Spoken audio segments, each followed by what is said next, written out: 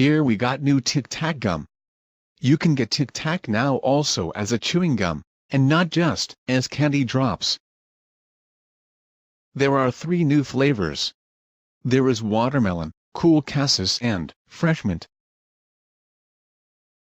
The packaging and its contents are very colorful. We bought a pack Tic Tac with watermelon flavor. Let's have a look at the colorful packaging and its content. Here comes the content. Okay, let's open it.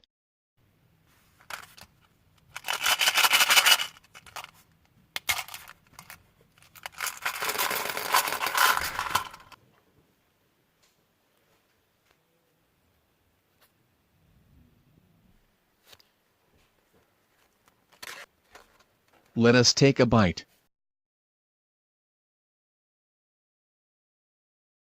It tastes very fruity like watermelon.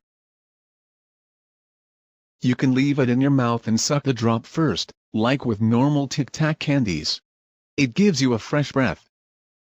When you are reaching the chewing gum center you can start chewing. Thanks everyone for watching.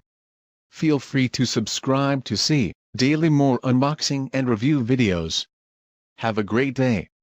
Thanks guys.